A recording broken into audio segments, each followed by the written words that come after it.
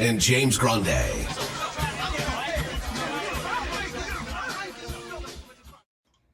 What is going on, everybody? Jon Impemba here with James Grande. Welcome into the Fantasy Alarm NBA Playbook Show here in the Thursday, third main slate of the NBA season. A little two-gamer here on a Thursday. Something we're probably going to get used to, these smaller Thursday slates throughout the year. We got Philadelphia going up against Milwaukee. We have Phoenix taking on LA this evening. My friend James, how are we doing? Happy Thursday, John. Doing all right. I just said before I hopped on air, I'm having a 5 o'clock coffee. So in case you need to know how my day's going, nothing like a coffee at 5 p.m. Oh, when you got a toddler and a newborn, I'm sure that's what happens, right? Yeah.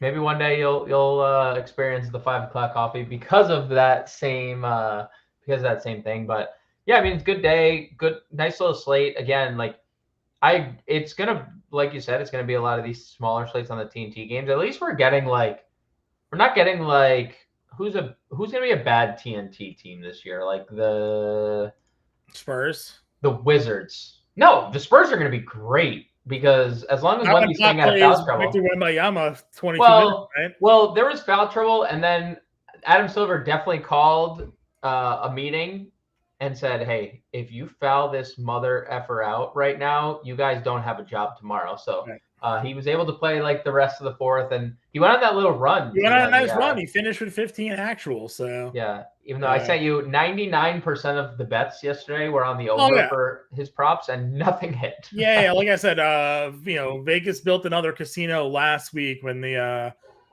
with the Bijan Robinson props, and now they're they're building more on the back of Victor Wembanyama last night. So yeah, for sure. We got two games here. It's gonna be a little bit of a quick show. Appreciate those of you who are starting to roll in here. If you do have any questions today, again, feel free to throw them in the chat. James and I happy to answer those for you.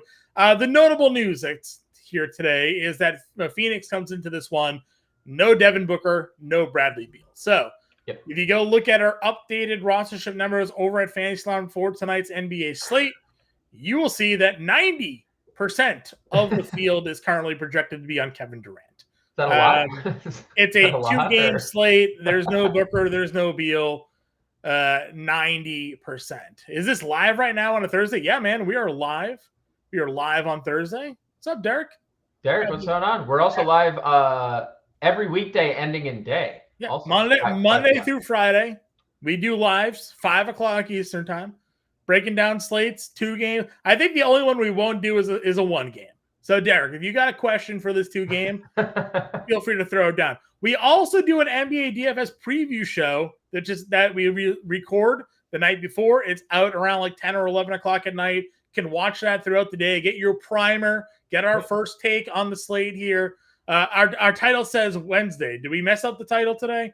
Yeah, it's probably me. That was me. Does it? That's on me. I'll take that. That's me. That's on me. Okay. Well, I see October 26th. That's today. Never mind. Just refresh. That's fine. Come on, Derek. You're throwing us off here. James is on a coffee at 5 o'clock on a Friday or on a Thursday. I think it's Friday. On Thursday. Dude, here. We are we're all over the place. You know why we're all over the place here? Because there's nobody playing for Phoenix today. Their 2 biggest players are out.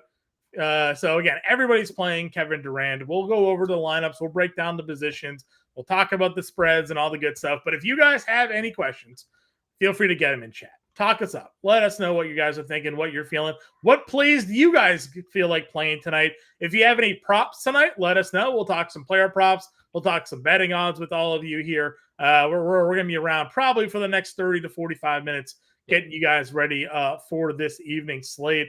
So, James, Booker, Beal, obviously out. We got the report earlier today as well that Harden tried to board the team plane and was told, no, thank you, sir. We don't need your company on this trip to Milwaukee, and was sent home. So, obviously, no James Harden today. I don't know where Philly's next game is, but probably if it's on the road, no James Harden then either. So they actually, Woj just put out a tweet, okay? And it's a nationally televised game tonight, John. Yeah. And James Harden is considered a star player because the All-Star game thing. So they need to provide the league with a valid explanation. Not that the league must not be watching anything going on, right? Because why would they? They don't. Right. Who knows? James Harden hasn't been in the news lately at all. So it's because he texted the owner "F you." Yes, that's correct. That is correct. That is the last text Daryl Morey has gotten from James Harden. Imagine texting your boss "F you" and then showing up on the day the plane's taken. I was like, "Hey guys, what's going on? I'm ready to roll and get paid." And he's like, yeah, no thanks. Go. What if?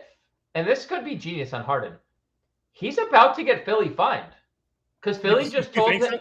Well, he reported to the team. True. If he just keeps showing up and they don't play him, then they get suspended. Dude, he's reporting to the team. He can say, "Well, I'm not hurt. I'm reporting to the team." What are they going to do? They're going to have to say, like, "Well, I guess we're just going to have to fine you." This is James Harden is maybe a genius. Could be. If we start seeing fines flying from Philly, maybe genius. But the fat suit was pretty genius of him as well. So. You never know. Regardless, these are the players that aren't going to be in tonight. Let's talk about some players that are going to be in tonight, James. How's that sound? I like that idea. You like that idea? All right, let's dump in then to this DraftKings main slate for everybody here. Breaking it all down, starting off at the point guard spot. We're going position by position for this one. A couple of players, as we know, dual positional eligibility. Dame Lillard's at $9,000. Tyrese Maxey's $7,500. D'Angelo Russell, $55. D'Anthony Melton, $53. Cam Payne, $49. Pat Bev, $45. Gabe Vincent, $37. Goodwin, $32. So those are the likely point guards that actually see the floor here this evening. Now, again, handful of those guys also have shooting guard eligibility here this evening. We talked a lot about Tyrese Maxey. He's the cover of today's playbook. Sean Mitchell put that together for everybody. One of our favorite plays of this slate. Going to be super popular, but without James Harden, you had the numbers, Grande. Some big-time production from Tyrese Maxey. Yeah, look, we saw the breakout from Tyrese Maxey a lot last year, and he even had it during his time with James Harden, but it was obviously to another level without Harden. He averaged almost 25 points per game in over 13 meetings, and over 8 of 13 of them he scored 25. So like more often than not, he was putting the ball in the bucket. And you got to think like, well, we've seen it time again. Like Embiid is great, but he's always had like a Robin type of player, right? Mm-hmm. James Harden has been there, Maxey when Harden wasn't. And Tyrese Maxey's the perfect pick and roll, pick and pop guy. This is a guy who, I mean, went from not being able to shoot to a 43% 3-point shooter last year, like literally top of the league type. He's an elite scorer. So of the point guard position, like he's my favorite to get to. Now, favorite to get to aside, Jordan Goodwin is the guy that everyone's going to gravitate to the most. He's $3,500. Could draw a start here. Whether or not he starts isn't, I would say, relevant here. He was in the rotation with Devin Booker, played 14 minutes. And now Devin Booker, who played 37 minutes and took 21 shots, is not there, right? So, like, yeah, Eric Gordon's probably going to do a little ball handling. But they don't have anything else, like, in terms of ball handling. Like, it's Jordan Goodwin season, John. And we saw obviously the end of season numbers for him last year with the Wizards, and he was putting up some pretty big numbers here. Now Kevin Durant's still going to take a whole bunch of shots, but if you are looking on that team now, it's like, all right, who's the most likely to be, pick up the offensive slack? Josh Okogie last year looked really good when Devin Booker was out of the lineup.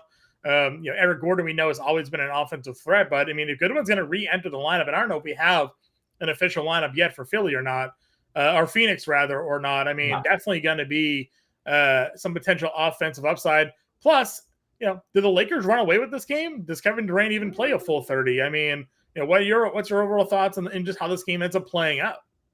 I mean, like, I get that, and that was a conversation in the Fantasy Alarm Discord as well earlier today with Sean Mitchell, who did the Fantasy Alarm NBA DFS playbook. You can catch that on fantasyalarm.com. But and I get like the narrative behind that. I also think like Phoenix is not a bad overall team. And I think we saw that. Like Okogie is better than I think people realize, especially how aggressive he is offensive rebounding. 4 offensive rebounds in that first game. Nurkic is really good big double-double.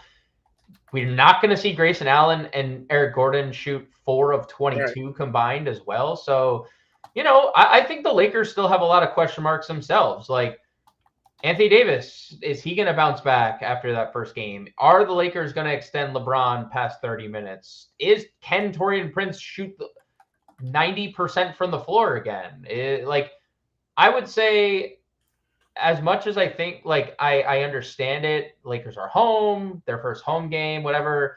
I still think this is competitive. I mean, even when you look at the lines, opened at 1.5, and then the news broke, it's only at 6.5, right? Yeah. Like, it's still a competitive game through and through. So I don't think that this game, in terms of like game script, blows out. Could I see a scenario? Sure.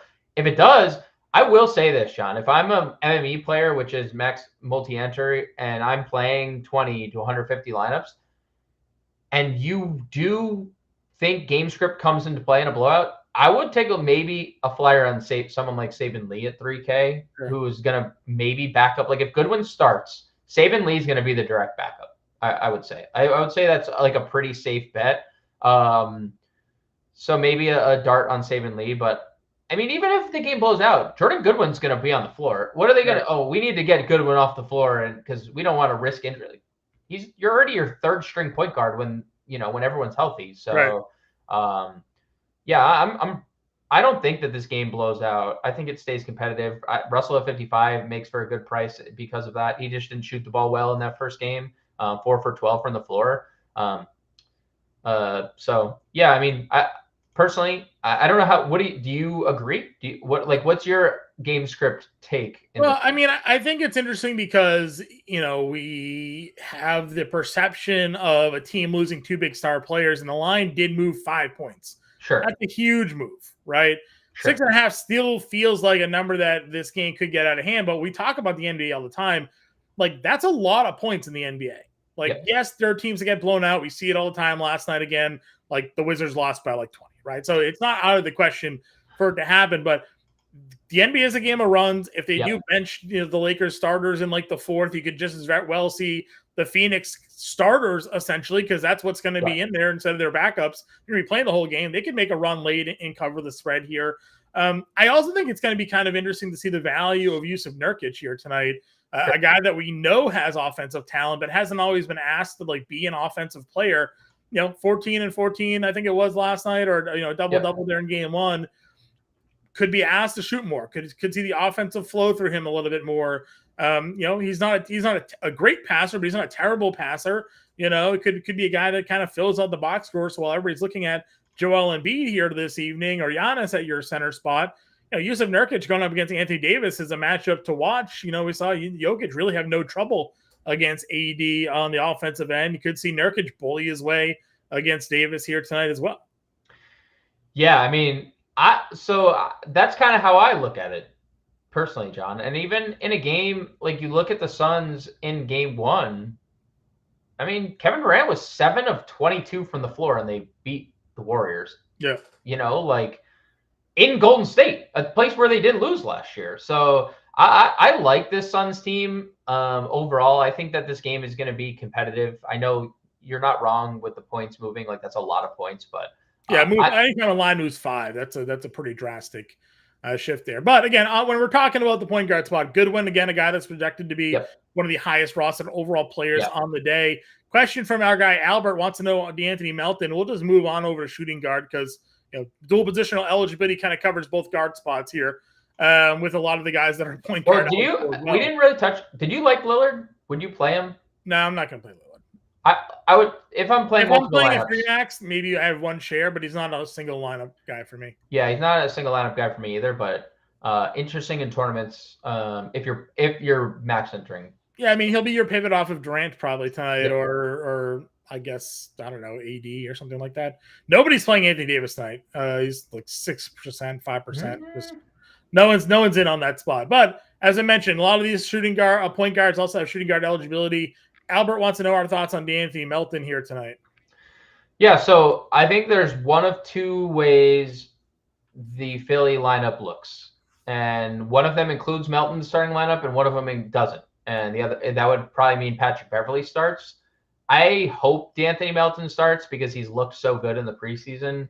And you and I have been screaming from the rooftops about this guy. He's really good offensively, and he's really good defensively. Like, always accruing defensive stats. I mean, for a guy, he played 27 minutes a game and averaged 2.2 steals and blocks per game. Yeah, great FanDuel player.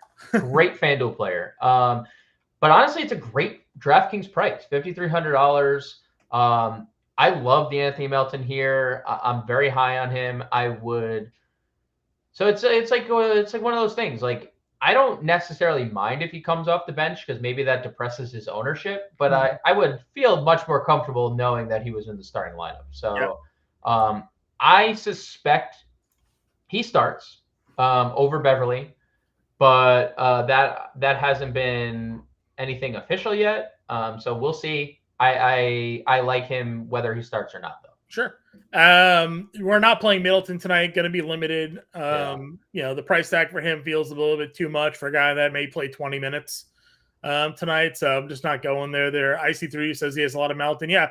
The thing about these 2-game slates is, like, even if Melton doesn't start, he's in the rotation. Yes. So yes. I mean, he's not a fringe guy. He's going to be out there. He's going to play. So you could probably count on him. With us not being in on Middleton here, what are your thoughts on Malik Beasley here this evening? I don't know. It's a tough, he's shot really poorly in the preseason.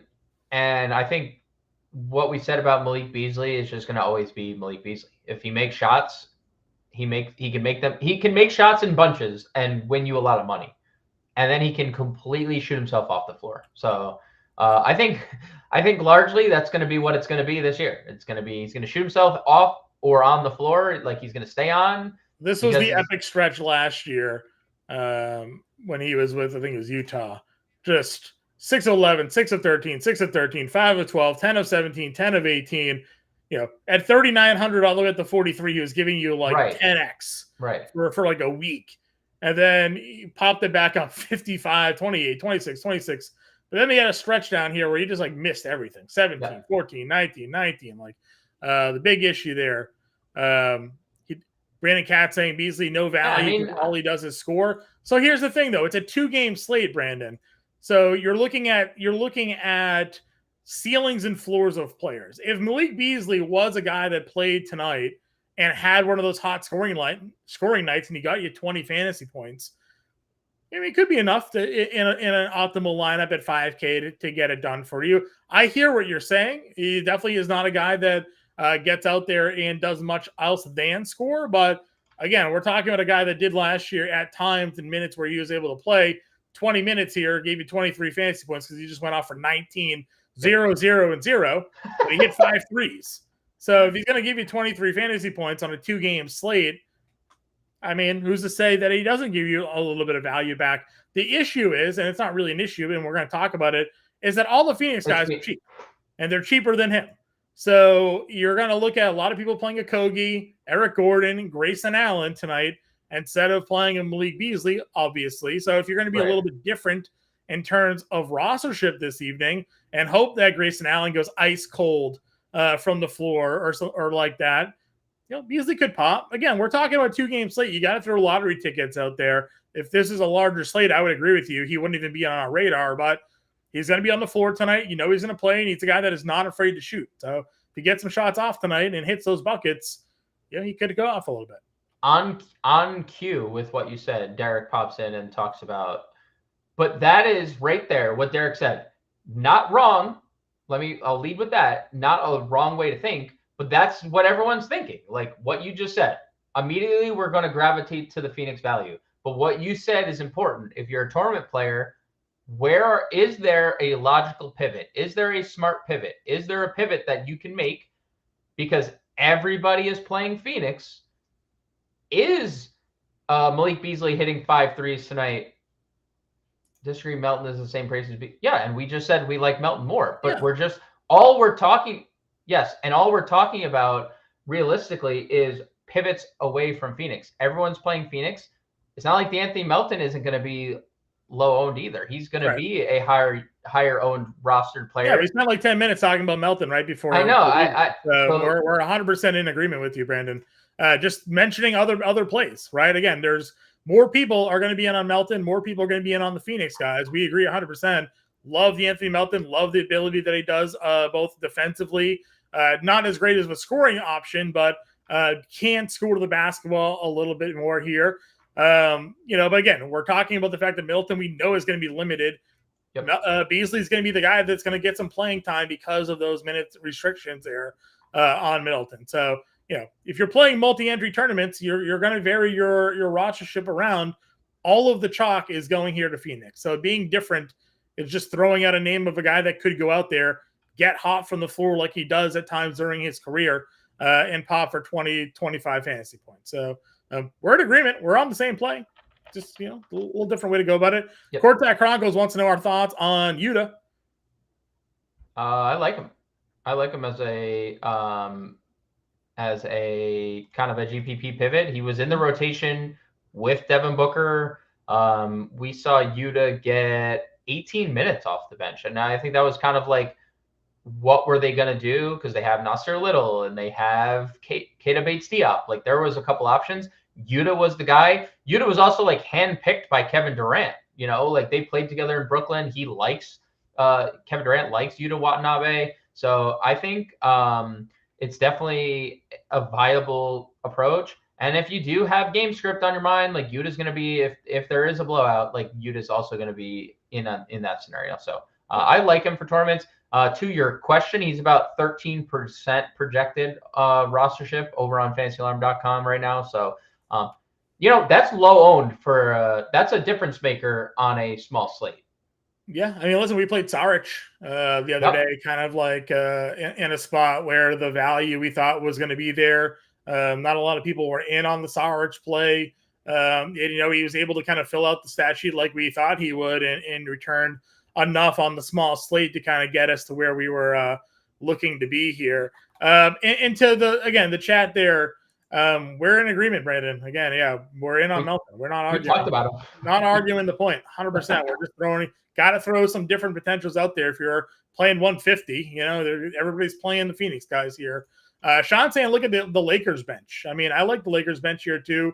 Gabe Vincent, we know, came off the bench for them. We know what he could be a spark plug, as we saw during his time with Miami, coming off their bench and even starting for them. Definitely some offensive upside if this game gets blown out. You'll see a quick pull probably on LeBron that they're already looking to limit him. D'Angelo Russell, Anthony Davis. And then that means some of these bench guys for LA on a smaller slate are going to get some additional run. So, Vincent certainly is one that stands out. We commented how like Max Christie didn't really play at all the other day. Could be someone that in a blowout finds himself maybe playing a little bit more, where the Lakers here look more, again, at their starting lineup, played Taurean Prince, didn't really give Hachimura a lot of options here. Started with Jackson Hayes, then went to Christian Wood off their bench. So definitely some bench guys in LA that could find some value for sure.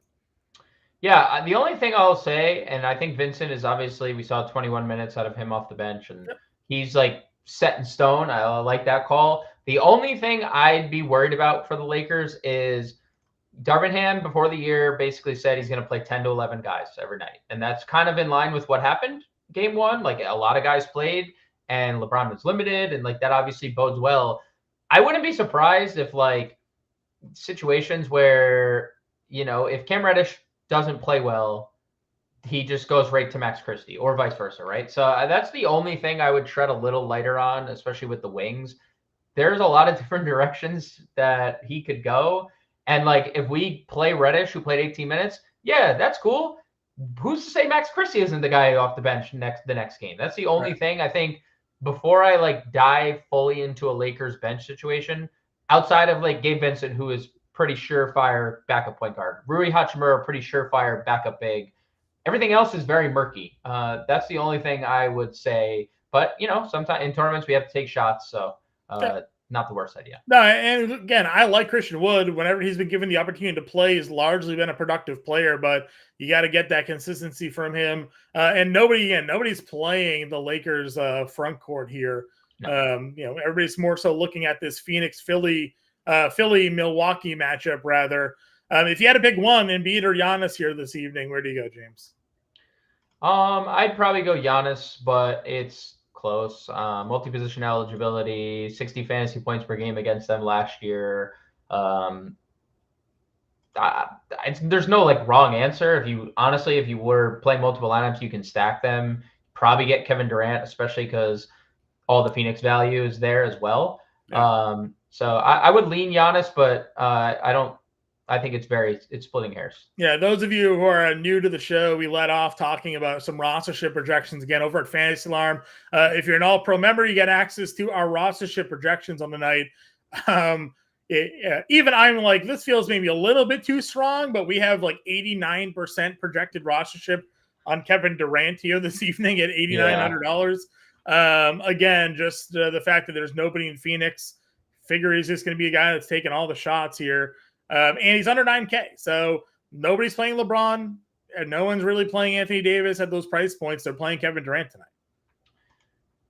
Doesn't necessarily surprise me. I think, the one thing and we said it on the opening night slate, nobody was playing those guys either. And I know you and I both took shots on in a lineup with Anthony Davis. I had a LeBron lineup. It's sometimes worth taking shots and starts. Not saying fading Durant is the right move, but like stacking, right, with your Kevin Durant lineups. Maybe playing an Anthony Davis low, because let's face it, Anthony Davis before an injury last year was the Lakers' best player. Like to start the year, he was the Lakers' best player. He had an incredible start to last year, had a really good stretch in November, and then injuries per usual. But like he's a 10K player. Like he's probably priced with Giannis and Embiid more often than he's not, and he's $1,400 and $1,500 cheaper. Yeah, I mean, I honestly think because this is a small slate, we're getting discounted pricing. We talk about this a lot. Yep. So Embiid and Giannis for sure is usually an 11K plus player. Embiid sort of generally hovers around that spot, but because it's only 2 games, everybody's basically getting $1,000 discount. It feels like when it comes to this. And Brandon in here talking about Maxey. Yeah, we let off the show today basically saying he's our favorite player on the board. Sean Mitchell was in the chat earlier. He did the playbook today. Cover of today's NBA DFS playbook is Tyrese Maxey, and I'm with you. I'll take all of its props. This morning on the show, we did the RT DFS pick'em play. We took the over Maxey points in this one. I think it was 21 or 22 and a half. Yep. We were in on the over there. So I'm 100% with you getting Maxey in the lineup today. But again, like so's the field. This is a good chalk example. More than happy to play all the Maxey, more than happy to play all the Durant and kind of figure out our lineups kind of going from there. Anybody that we didn't really dive into yet, James, that maybe you have an eye on here this evening? Yeah, so I like Kelly Oubre off the 76ers bench.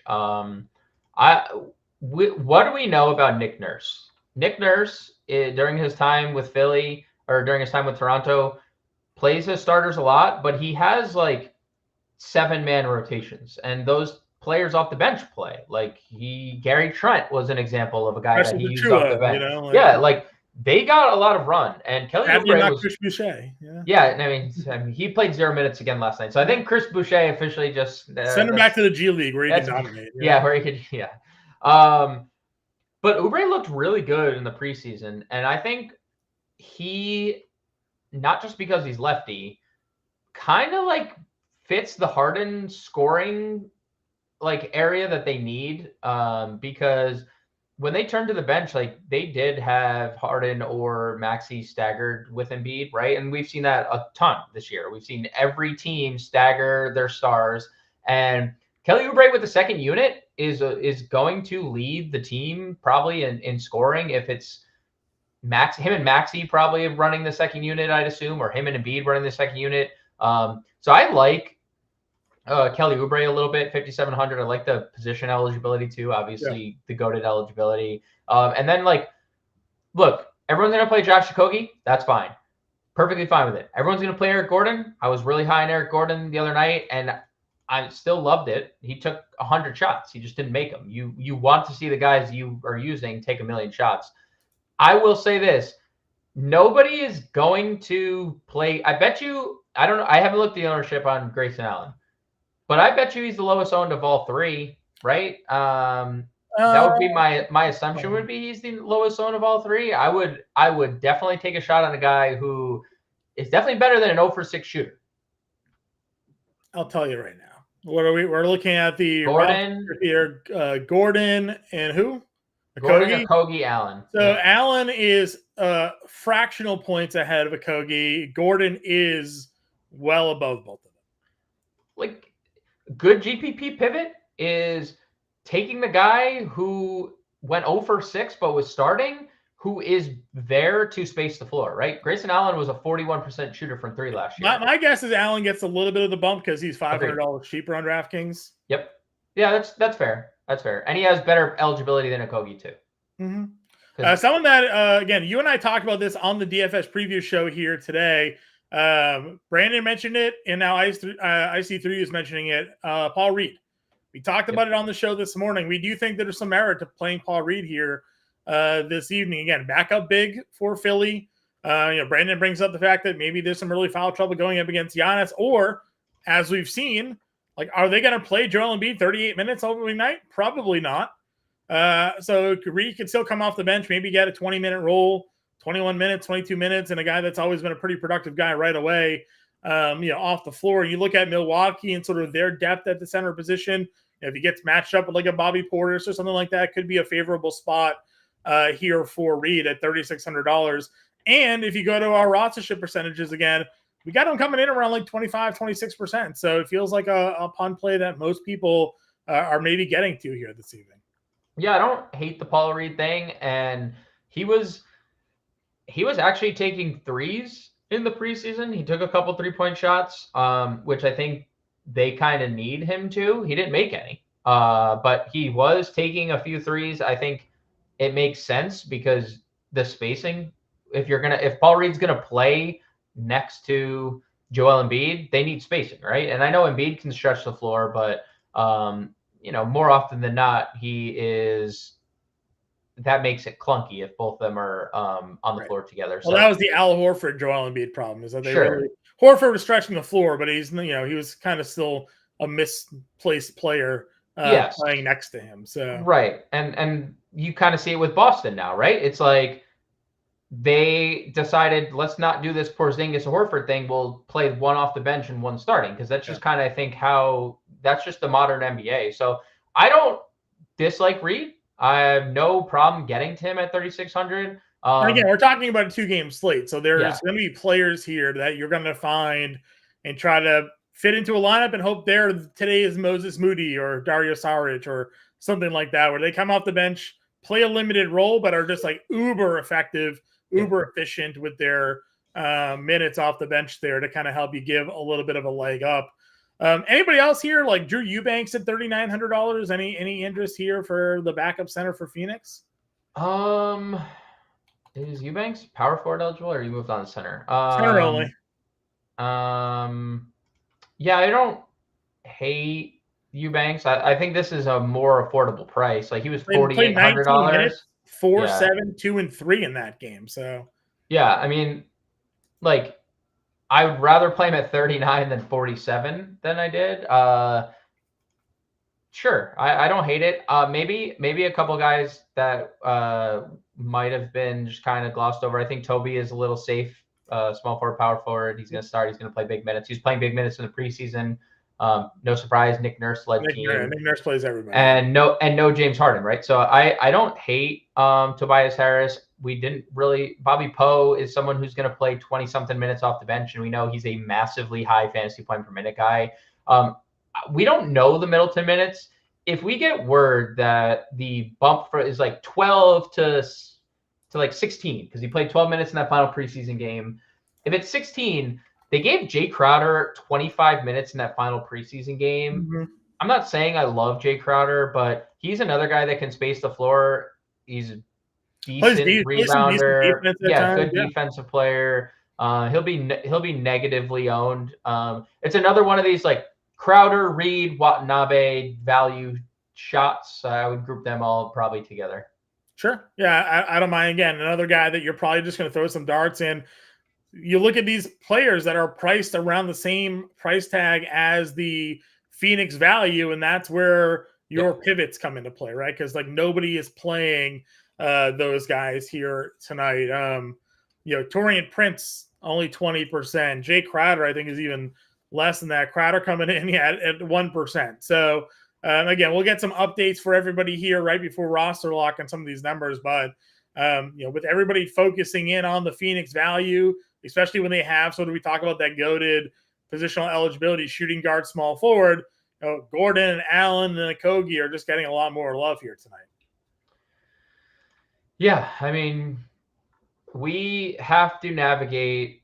So let's see. 4 of the top 5 projected owned players are Phoenix. There's 7 in the top 11 overall.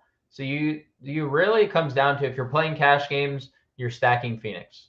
It is what it is. But if you're playing tournaments and you want to differentiate, I think there are definitely pivots. Like D'Anthony Melton's 30%. That's not highly owned. It's not low owned, but that's a solid pivot, as we mentioned. There's some Lakers value.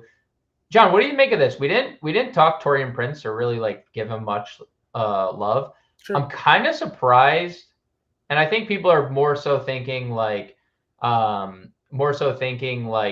well, Taurean Prince not gonna go 6 for 8 again, but only 22% of the field getting to him for 4.3K. He was arguably the Lakers' best player offensively the other night. I know LeBron probably takes the cake there, but 4 for 6 from 3. I mean, again, I don't expect him, and this is kind of why I told you night one, I was fading Taurean Prince, because that's the only scenario I get beat by Taurean Prince. If he goes 6 for 8 shooting, he's not a high usage guy. He didn't really produce in other categories. Would you go back to Taurean Prince 22% or at 22% projected, or are you off? No, I mean, I think it makes for a pivot. The one thing we'll say about Taurean Prince is he's going to get some open looks because defenses aren't focusing on him, right? And that was what he just knocked down open shots. So if LeBron's going to drive and kick and Taurean Prince is going to be there to take those shots, that's fine. But he's got to go 6 for 8, 4 for 6 to kind of pop off there, especially again on a night where a lot of other people are playing those Suns players. And we do talk on a 2-game slate. The ceiling you need on a 2-game slate necessarily isn't the same ceiling that you need here. On a larger slate. So a guy like Brandon saying, Harris has no value at 66. Listen, I agree. Most people aren't going to be playing Tobias Harris tonight. They're going to be playing some of the cheaper guys and a power forward we've already established. A lot of people going Durant. You're going to see some Giannis exposure there. No one's really playing LeBron James. Nobody's really playing Tobias Harris, but Tobias Harris is going to play. We expect with a Nick Nurse offense play more minutes than he's really played in the past consistently. And if he gives you 25 or 30 fantasy points tonight, it could still be enough on a floor level on a 2-game slate because there aren't as many guys that can get you that ceiling. Now, price discrepancy, I'm not going to play Tobias Harris if I can't then afford Giannis or Embiid or something like that. No, of course I'll pivot down, but I'm not going to sit here and say that 25, 30 fantasy points is achievable by everybody on the slate. So what if I told you, John, and this is to Brandon as well, what if I told you that without James Harden last year, Tobias averaged 1.1 fantasy points per minute, or a tick under 1.1 fantasy points per minute? So I'm not saying I would play Tobias Harris on most nights at $6,600. I think that's too high of a price. But the safety you get with minutes are 100% there because he's going to play 35 minutes. He literally played 30 minutes in his final preseason game. He's been ramped up, and we've seen multiple teams like Boston who ramped up their players in the preseason. Jason Tatum played 39 minutes last night. So, he was game ready for that, though, right? Because the preseason. Yeah. Philly did the same thing with Tobias Harris and the rest of their team, fully ramped up. And you sit here and say that they are a decent front court defensive team. Chris Middleton's going to be limited. Brook Lopez is 36 years old. And yes, Giannis is good. But how many times is Giannis going to be matched up with Tobias Harris, especially? I don't see it happening. The backcourt is a bad defensive unit. I think the bigs are going to have to make up for a lot of that. Yeah. Losing Drew Holiday, now you have your starting backcourt is Malik Beasley and Drew or Dame Lillard. That defensive team that was a top defensive team is not the same team. So we can sit here and say that yes, they have been one of the best defensive units in basketball. A lot of question marks on that end of the floor this year because when your guards can't guard there's going to be a lot of situations where your bigs have to collapse and there's a lot of open shooters. And I think that benefits Tobias Harris because he's another guy who can stretch the floor. So on a 2-game slate, on a guy who shot 38% from 3 last year, if you're telling me Joel Embiid, very good passer, Tyrese Maxey, very good passer, are driving and kicking to a guy 38% from 3, sign me up because he's going to play 35 minutes and no one's going to play him. So again, like, we can sit here and say all this stuff about Tobias Harris not having a floor or not having a ceiling. What if he goes for 40? That's a ceiling on a 2-game slate where no one's going to have him. So the key factors are really it's a 2-game slate. Yep. And you have to adjust sort of the mindset of what the scores are going to be tonight, right? Correct. Like these aren't matchups where we're expecting it really to be barn burners scoring wise. I mean, I think Philly, Milwaukee, it's not going to be a 270 pace game here. It's going to be tough defensively. You're going to have some clear, obvious scoring guys here on the floor, but it's just that there's not going to be too much, I don't think, when it comes to ceilings and floors for certain players. So, and Brandon's saying Dame didn't play any defense in Portland, but he'll play in Milwaukee. I mean, sure, but to an extent, I mean, he's not a great defensive player as a whole, as a skill set. Yeah. Kyrie Irving has upped his defensive ability at times, but not consistently enough that you consider Kyrie Irving to be a good defensive player.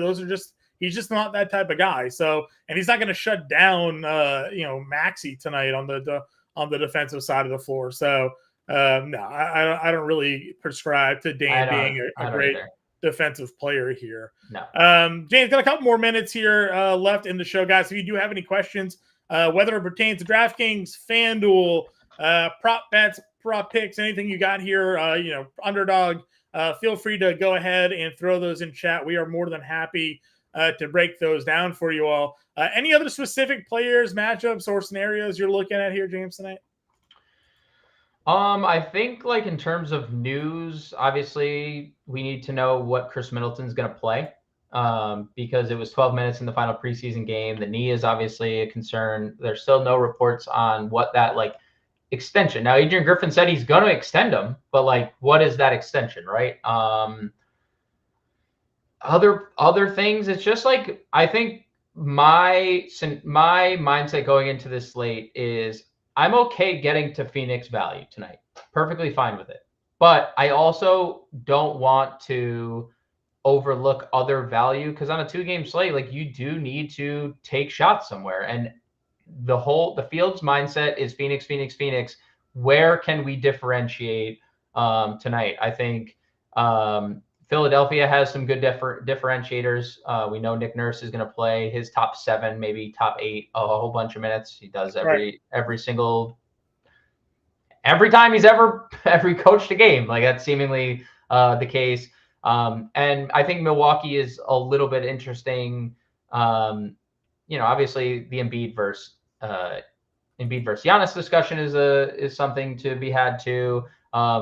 What about you, John? What's a storyline you're looking at going into tonight? I mean, I think LeBron is kind of interesting because we're all really concerned about the minutes limit that he has been placed on. But you're also now looking at the matchup for LeBron in this game. Can he do enough in 29 minutes to make him a pivot in your tournament lineups? It's not that LeBron is hurt, right? They're just monitoring him to kind of ramp him up. For the start of the season, he played 29 minutes. He was 10 of 16 from the floor, 8 rebounds, 5 assists in that game, 21 points.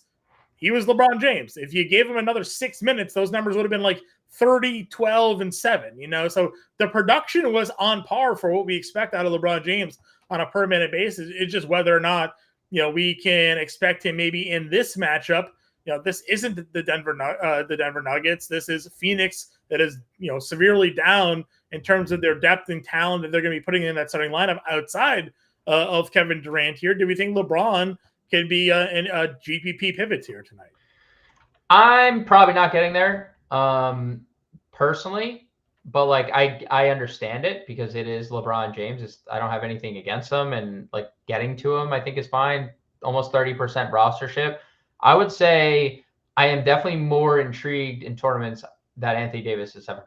And obviously, like a lot goes into that. Davis is has one position eligibility at a position where Giannis, Embiid, and Nurkic exist, and I think that's why it's 7%. And also LeBron has multi-position eligibility. That's why he's 3x or 4x Davis's ownership. I just feel like Davis has more upside than LeBron, just given how dominant he can be defensively. And not to say LeBron can't be, but we obviously have seen it more consistently with Davis over the past couple of years. I mean, 3.4 blocks and steals combined last year for Anthony Davis is absurd for a big man. I mean, so I would say, like, I'm not totally opposed to getting to LeBron. I do lean, like, if you're talking strictly Davis or LeBron in tournaments, I do lean Davis, especially for the owner. Like I told you before the season, like, I'm trying not to let ownership sway my judgment on how I view a slate, because I think you can take ownership however way you want, but sometimes you have something in the back of your mind. You're like, shoot, man, I'm not playing this player because he's 50%, and now but I have to get him in, and that player does. Evan Mobley was that guy for me last night, where, not to say I let it creep in, but I knew, I'm like, Evan Mobley's in a great spot. I know this field's going to be on him. I got to get him in, and he let me down. And I'm not saying I disagree with the reasoning behind Evan Mobley, yeah. So I like Davis at a low ownership. Yeah, Jonathan Davis being 8.8 on this matchup is wild. I agree. I'm in on it. Let me get your take quickly. We're talking LeBron James. I just went over to Underdog Fantasy. Check out some pick-up props today. Right now, their boosted 25x prop here is LeBron James, 12.5 rebounds and assists. He went over this. He had 13 in night one. Do we think we go over the 12.5 rebounds and assists prop here this evening? Probably. I mean, here's the thing. Anthony Davis didn't get a rebound until like 1 minute in the second quarter. Right. 1 minute left in the second quarter. And, obviously that helps LeBron early in the game. Austin Reeves kind of out of his mind with his points or rebounds, assist prop. I'll say a slight lean on the over, but ever so slightly. Sure. Stacks in the chat saying, what's up, guys? Happy to Stacks? have all of you in here already. I'll throw a quick promo out there if you guys haven't already done so. We got a great promo going on at Fantasy Farm right now. You get the All-Pro package annual subscription. It's less than $16 a month. If you go month to month with us, it's almost $40 a month. If you buy it for the year right now, you get it for less than $16. Gives you access to all of our premium DFS content. Last week in NFL, we absolutely crushed it. We had multiple winners of thousands of dollars. Myself, Dan Malin won $5,000. Some lifetime subscribers won a handful of thousands of dollars as well. So scan the QR code, go to fantasyfarm.com/lock, promo code LOCK, take advantage of that all-pro offer we got going on here today. James, let's build some lineups before we get out of here for the folks here. How does that feel? Hell yeah. All right. Let's pull up the thing. Point guard. All right. Are we just eating the chalk here with Durant, power forward? Yeah, I was going to say we should do like a chalky Phoenix build and then try to do something where I think consensus for us was Maxey Durant, right? I would say Goodwin, probably Goodwin at the guard spot. Can we move Maxey to the 2 then? Probably Maxey to the 2, Goodwin to the point guard position here. 6K, small forward, center, guard, forward, util. Obviously, there's a lot of value. So let's talk center here. Did we want to go Embiid, Giannis, AD? Do we, we got to probably get exposure to a Giannis or Embiid, I would imagine here this evening. So 222 minutes with Tobias Harris and Tyrese Maxey on the floor. No James Harden. Take a stab at Joel Embiid's fantasy point per minute average last year. 4.5. 4.5 per minute? Are you out of your mind? What is That's like 8,000 fantasy points. 1.75. So like, yeah. Well, we've had some crazy. No, I know, but 4.5. Think about that, like of her 30-minute span. 150 fantasy points. All right, so we got JoJo then. 5K, small forward, guard, forward, utility. This is where we plug in. I actually want to plug in Reeves here. So 4,800 guard, forward, utility. I mean, So, like, I like their Gordon play. You could play it forward. I like the Melton play here, 5,300. You could play it guard. So this is probably where. So this is where this build I would like to go Giannis, almost, because we're playing Maxey Melton. But if we wanted to go Embiid, we could. No, that's fine. We can listen. This is a 2-game GBP slate, so you're gonna mix and match however you want. Gives us $4,900 to play with this kind of build here. We'd probably plug in a Kogi at that point. With $200 left over. Gives us 4 Phoenix, 2 Philly, a Laker, and a Buck. If we were to kind of go in that direction. Again, we do like Anthony Davis, we think is a tournament play here tonight. We've talked. Nobody's really playing Dame Lillard this evening as well, according to current rostership projection. So, Philly's defense here probably going to have D'Anthony Melton guarding him, as good of a defender that he is. But, just an example lineup for the folks at home. If you guys got different lineup builds, feel free to throw them in chat. James, how else do we think we can differentiate from what is probably going to be a very chalky lineup that we just put together here? Yeah, that's definitely a chalky cash lineup. I would say you could probably use that any format you want. Take a picture of it, throw it in your 50-50s. So I'm toying with a Davis util line. The only problem is I don't have I played. So like if you're playing Davis, you're basically making a decision. I went playing Durant, or you're playing? Are you still? Or are you taking out? I went Nurkic, and I kept Durant. That's basically the decision. Like you're pivoting off of Durant, or you're playing Durant and then going Nurkic, and then you're pivoting off of probably some Philly value somewhere, right? Like, or some Phoenix value, excuse me. Like, there's $200 left here. I still like Reeves here tonight. We didn't really go in deep on Reeves, but I do like Austin Reeves this evening. I agree. Fully agree. Lesser matchups for him here. Again, I don't really want to get off of Maxey. I think he's a core lock-in for me. You do this, you're just without obviously the top 2 price plays on the slate. So let's try this out. Ready? We'll take a look at this. This is an Embiid Giannis-less build. I thought you were about to say this is an Embiid Giannis build, and I was excited. No, but we can obviously try that too. We still have about 6 minutes left of the show. Goodwin Maxey. So I kept Maxey in here. I pivoted to Grayson Allen because I think again he's a lot less owned than Eric Gordon, and I think Grayson Allen is not going to go for 6 again. Durant, Nurkic. So we're just fully sacking Phoenix, being a little different, I think, with Grayson Allen. Oubre, Reeves, Davis was how I finished this build. And now again, this is just toying with builds. This is kind of what it looks like with Anthony Davis, I think. Like, unless you pivot off Durant in this case, right, and you play Giannis or Embiid. Well, that would be the thing, right? If you think that LA Phoenix blows out and Durant just ends up taking a bench here tonight at some point, fading the 90% roster play, but I just feel like even in a blowout, he still gets it done in 3 quarters. Yeah. Well, and that's like, in that scenario, are we playing Davis at 8,800 because there's a blowout? Is he playing in the 4th quarter? So just throwing it out there. It's our Giannis and Embiid build. I was gonna say, you want to play with one? Play. Yeah. So good win. It's gonna be Goodwin, obviously. Yep. Shooting guard, we'll go Gordon. Small forward. Believe it or not, I got plenty of money to still do this. Guard spot. Can we fit Maxey? 4,400 for forward in the util. Yuta? Go all the way down? Yuta? Yeah. Yuta's played 18 minutes in the debut. They can, like, what if a scenario plays out where Durant moves up to the 3, if Grayson Allen's not shooting well again, like there's a world where Yuta's playing 20 minutes tonight. Sure. Well, we got a Yuta Melton line here.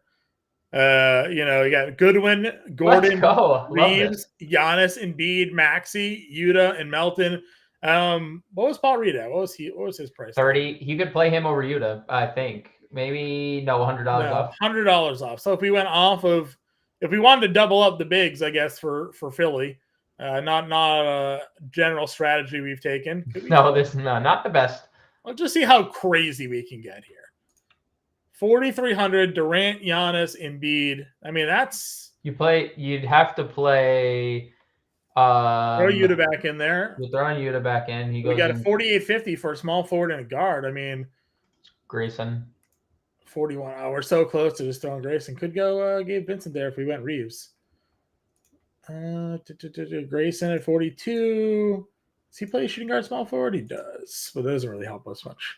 Actually, would open a small forward spot, but $5,500. I mean, just play D'Angelo Russell. Yeah, he's. I said this on opening night. And Reeves ended up being the better play overall. Mm-hmm. Basically took the same amount of shots, but he had last year with Davis. 5 Phoenix deal. Will they let us use 5 Phoenix here? Yeah. It's probably the max, I think, right? With LeBron and Davis, Russell averaged a higher fantasy point per minute output than Reeves, so maybe something to consider. Yeah. So again, if you want to go superstars and scrubby, it's definitely doable with all this Phoenix value tonight. Yep. Again, getting Durant, Embiid, and Giannis in the lineup really wasn't all that challenging. And you can make some other pivots. Like I said, if you thought maybe Vincent gets out in a blowout spot, could certainly pivot off of him to there. Does that give us our guy 6K? Could give you Oubre at small forward. Could give you Austin Reeves at small forward if you like the build there. Go John, Bucks coach Adrian Griffin declines to say what Chris Middleton's minutes will be tonight. Not sure. So, yeah, good stuff. Yep, good stuff indeed. So, guys, again, these are just a couple example lineups. Obviously, it's a 2-game slate, so you can get creative, you can get different. We consider these lottery ticket slates. Don't dive in and spend your entire bankroll here on a 2-game slate. We have a big slate on Friday. Our guy James is going to be writing up the playbook, so make sure you check that all out. And again, one last time before we sign up for the evening here, if you haven't already signed up for the Fantasy Alarm All Pro package, now is your time. You can scan the QR code on the screen or go to fantasyalarm.com/lock. Use promo code LOCK. You get our annual subscription package for less than $16 a month, and that gives you access to all of our premium content for all the sports that we do on our site that's behind the paywall. Get access to our lineup generator, access to our ownership projections, our daily projections, everything that is behind the paywall, you get access to, and our premium Discord. Myself is in there. Grande is in there. Sean Mitchell is in our premium Discord channels. We talk to you throughout the day, give you updated news, lineup advice, you name it. We're covering it in our Discord. So again, scan the QR code here on the screen. Go to fantasyalarm.com/lock. Check it all out. What we got going on here at Fantasy Alarm. For now, though, James and I will be back tomorrow. Again, pre-show. We'll be live in the morning. We'll be back here 5 o'clock Eastern time, giving you everything you guys need to do to dominate your Friday slate heading into the weekend. We'll catch you guys tomorrow. Good luck.